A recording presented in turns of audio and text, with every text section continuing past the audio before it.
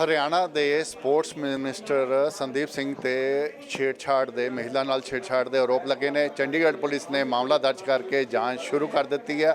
ਹਰਿਆਣਾ ਸਰਕਾਰ ਨੇ ਐਸਆਈਟੀ ਉਸ ਦੇ ਉੱਤੇ ਬਣਾ ਦਿੱਤੀ ਹੈ। ਸਾਡੇ ਨਾਲ ਅਨੁਰਾਗ ਟਾਂਗਾ ਜੀ ਹੈ ਜਿਹੜੇ ਕਿ ਹਰਿਆਣਾ ਆਮ ਆਦਮੀ ਪਾਰਟੀ ਦੇ ਸੀਨੀਅਰ ਲੀਡਰ ਆ, ਉਹਨਾਂ ਨਾਲ ਗੱਲਬਾਤ ਕਰਦੇ। ਸਰ, ਹਰਿਆਣਾ ਸਰਕਾਰ ਦਾ ਤਾਂ ਇਹ ਮਾਮਲਾ ਹੀ ਨਹੀਂ ਹੈ, ਇਹ ਮਾਮਲਾ ਚੰਡੀਗੜ੍ਹ ਦਾ ਇੰਸੀਡੈਂਟ ਚੰਡੀਗੜ੍ਹ ਦਾ। ਚੰਡੀਗੜ੍ਹ ਪੁਲਿਸ ਨੇ एफआईआर भी दर्ज कर लिया, इन्वेस्टिगेशन शुरू कर देती है, फिर छोटा विरोध क्यों? देखिए, हम भी ठीक यही बात कह रहे हैं। जो आपने मुझसे सवाल पूछा, यही हमने अपने वक्तव्य में कहा कि हरियाणा का ये मामला ही नहीं है। तो हरियाणा में इतने डीजी लेवल के अधिकारियों को शामिल करके इनकी एसआईटी बना देना हरियाणा सरकार के द्वारा, ये क्या है? उनको मंत्री पद से बर्खास्त ना करना हरियाणा के मुख्यमंत्री के द्वारा, ये क्या है? ये सब दबाव बनाने की रणनीति है हरियाणा सरकार की। और अगर इस हद तक सरकार दबाव बनाने पर उतारू है तो हमको ऐसी भी शंका है कि जो अधिकारी इसकी जांच कर रहे हैं, पुलिस के अधिकारी, उनसे सीनियर अधिकारी हरियाणा के एसआईटी में मौजूद हैं, मंत्री पद से हटाया नहीं गया है, और यहाँ पर भी किसी न किसी तरीके से केंद्र सरकार का हस्तक्षेप रहता है। तो हमको ऐसी शंका है कि चंडीगढ़ पुलिस पर दबाव बनाने की कोशिशें हो सकती हैं। इसलिए हमने ये कहा कि या तो किसी हाईकोर्ट के माननीय रिटायर्ड जस्टिस की अध्यक्षता में कोई कमेटी बनाई जाए, या फिर माननीय उच्च न्यायालय के सिटिंग जज कोई उनकी देखरेख में चंडीगढ़ पुलिस ये जांच करे, तभी एक निष्पक्ष जांच हो सकती है, हमारा ऐसा मानना है। नहीं, ये जो आपकी डिमांड है ये किससे है? हरियाणा के मुख्यमंत्री से है? पहली डिमांड तो हरियाणा के मुख्यमंत्री से है कि अपनी अंतरात्मा को जगाइए, और पहली नज़र में ही, पहले पल में ही, जैसे ही हमारी अपील आप तक पहुंचे, आप बर्खास्त कीजिए अपने मंत्री को। ये तकाजा है इस तरीके। पर वो तो क्लीन चिट दे चुके हैं। मैं इसीलिए हमारी शंका बढ़ जाती है कि जब आपके एडमिनिस्ट्रेशन का सबसे सीनियर व्यक्ति जब क्लीन चिट देने पर उतारू हों, जब मदद कर रहे हो अपने मंत्री के पक्ष में बयान दे रहे हों, उनके सीनियर लीडर मनीष ग्रोवर जी जैसे लोग खुल करके उस आरोपी के पक्ष में बयान दे रहे हों, तो ऐसी स्थिति में निष्पक्षता को बनाए रखने के लिए किसी ऐसी एजेंसी के पास जांच होनी चाहिए जिसका दायरा स्टेट से, जिसका दायरा जो चंडीगढ़ की एजेंसीज हैं उनसे कहीं ऊपर हो। हाईकोर्ट के जस्टिस की देखरेख में ये जांच अगर हो तो मेरा ऐसा मानना है कि निष्पक्ष जांच हो सकती है। और पीड़िता के पिता भी ये मांग कर चुके हैं कि हाँ, उनको स्टेट पर भरोसा नहीं है किसी भी तरीके से।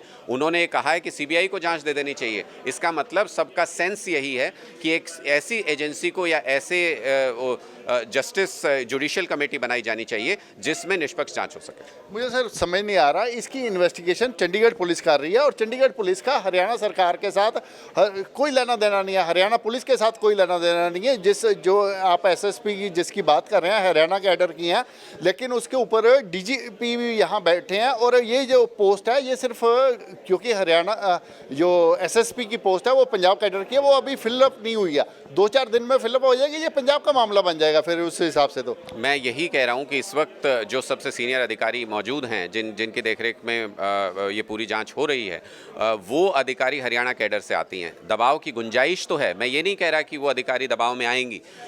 ऐसे ईमानदार अधिकारी भी पूरे सिस्टम में मौजूद हैं जो अड़ करके इस तरीके के मामलों में निष्पक्ष जांच कर सकते हैं।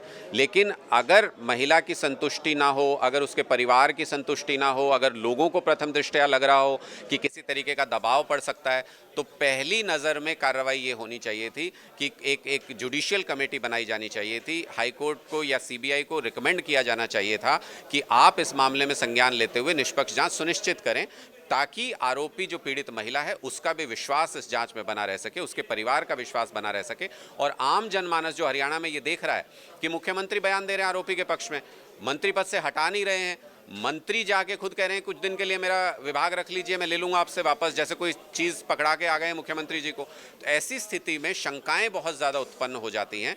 ऐसी स्थिति में निष्पक्ष जांच के लिए बहुत ज़रूरी है, ऑप्टिक्स भी बहुत ज़रूरी है कि जांच अगर निष्पक्ष हो रही है तो दिखनी भी चाहिए कि निष्पक्ष हो रही है। मैं आपकी बात से सहमत हूँ, पर चंडीगढ़ पुलिस पे आप बात जो हो रही है, क्योंकि जांच चंडीगढ़ पुलिस कर रही है, चंडीगढ़ पुलिस पे किसी तरह का आपको डाउट लग रहा है, उनकी इन्वेस्टिगेशन में कोई आपको कमी नज़र आ रही है, तब तो हम बात करें भी हाँ यार चंडीगढ़ पुलिस जो है सही तरीके से जांच नहीं कर रही है। जबकि हरियाणा का तो कोई लेना देना नहीं है, मामला चंडीगढ़ में हुआ है, चंडीगढ़ में वारदात हुई है, चंडीगढ़ पुलिस ने एफआईआर दर्ज की है। है, चंडीगढ़ पुलिस ही उसकी इन्वेस्टिगेशन जो है वो कर रही है। Chandigarh police highly professional police है, मेरा अपना एक्सपीरियंस है, मेरा ऐसा मानना है।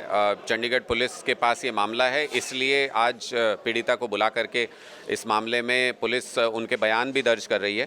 ये आगे देखने का बात होगी कि क्या चंडीगढ़ पुलिस पर भी किसी तरीके का कोई दबाव है या नहीं है, ये पीड़िता ज़्यादा बेहतर तरीके से बता पाएंगी। मैंने आपको सिर्फ इतना बताया कि प्रथम दृष्टया अगर राज्य की जनता को ये लग रहा है, अगर पीड़ित परिवार को, उनके किसी सदस्य को ये लग रहा है कि दबाव पड़ सकता है, तो उसको रूल आउट करने के लिए हमें ऐसी प्रणाली अपनानी चाहिए जिस पर कोई शंका ना हो सके। शंका है, आपको नहीं लगता भी यदि हम मतलब जैसे आप कह रहे हैं सिटिंग जज से हो या हो, वो तो शंका तो फिर भी बनी रहेगी। ये आपको नहीं लगता भी हमें ये इन्वेस्टिगेशन है वो देखना चाहिए भी हाँ यार, जब तक इन्वेस्टिगेशन कंप्लीट नहीं हो जाती या कोई कार्रवाई नहीं हो जाती, आपको देखना चाहिए भी हाँ थोड़ा सा इंतजार करना चाहिए, आपकी थोड़ा सा आप जल्दबाजी कर रहे हैं इस मामले में? नहीं, मुझे लगता है कि जिस तरीके का ये हाई प्रोफाइल मामला है, इसको तुरंत एक हाई पावर्ड कमेटी जो कि जुडिशियल हो और या फिर सिटिंग जज हो, उनकी देखरेख में ये जांच होती रहे। चंडीगढ़ पुलिस जांच करे, लेकिन चंडीगढ़ जो हरियाणा पंजाब हाई कोर्ट है, उनके कोई सिटिंग जस्टिस अगर उस जांच की देखरेख करते रहें तो किसी तरीके की कोई गफलत की कोई गुंजाइश नहीं रहती है, कोई दबाव की गुंजाइश नहीं रहती है।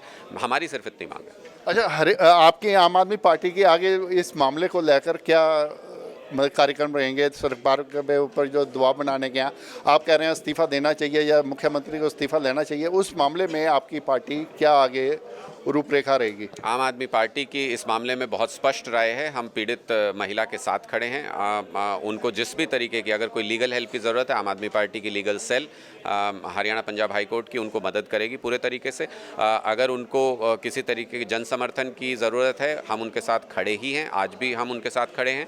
हरियाणा के लोगों के सामने जो जिस तरीके का मुख्यमंत्री बयान दे रहे हैं, जिस तरीके का व्यवहार कर रहे हैं, उसको एक्सपोज करने का काम जन जन तक जा करके आम आदमी पार्टी करेगी। हरियाणा की आम आदमी पार्टी की महिला सेल आज जो अध्यक्षा आई हुई है यहाँ पर आम आदमी पार्टी महिला विंग की, उन्होंने अनाउंस भी किया कि कल 2 बजे पूरे प्रदेश में महिलाएं निकल करके आएंगी अपने घरों से, थाली बजा करके इस बहरी सरकार के कान खोलने की, सोई हुई सरकार को जगाने की कोशिश करेंगी कि अगर सरकार खुल करके आरोपी के साथ खड़ी हो सकती है तो हरियाणा की महिलाएं भी खुल करके पीड़िता के साथ खड़ी हैं। Thank you. ये थे अनुराग डांडा जी, जिनका कहना है कि आम आदमी पार्टी हरियाणा की जो महिला विंग है कल वो थाली बजाकर प्रदर्शन करेंगी और हरियाणा की सोई हुई सरकार को जगाने की कोशिश करेंगी। अब देखना ये है कि हरियाणा के मुख्यमंत्री इस मामले में कितना दबाव में आते हैं और संदीप सिंह के खिलाफ कोई कार्रवाई होती है या नहीं होती, ये आने वाला समय दसेगा। मैं दिनेश गोयल, कैमरामैन उमा याद नाल, दैनिक सवेरा टीवी ਲਈ चंडीगढ़ ਤੋਂ। ਜੇ ਅੱਗੇ ਵਧਣਾ ਹੈ ਤਾਂ ਸਿੱਖਣਾ ਜ਼ਰੂਰੀ ਹੈ ਔਰ ਸਿੱਖਣ ਲਈ ਕਿਸੇ ਚੰਗੀ ਚੀਜ਼ ਤੋਂ ਲੈਣਾ ਪੈਂਦਾ ਹੈ ਸਬਕ। ਦੈਨਿਕ ਸਵੇਰਾ ਤੁਹਾਡੇ ਲਈ ਲੈ ਕੇ ਆ ਰਿਹਾ ਹੈ ਪੰਜਾਬੀ ਮੀਡੀਆ ਦਾ ਸਭ ਤੋਂ ਵੱਖਰਾ ਪ੍ਰੋਗਰਾਮ ਸਬਕ।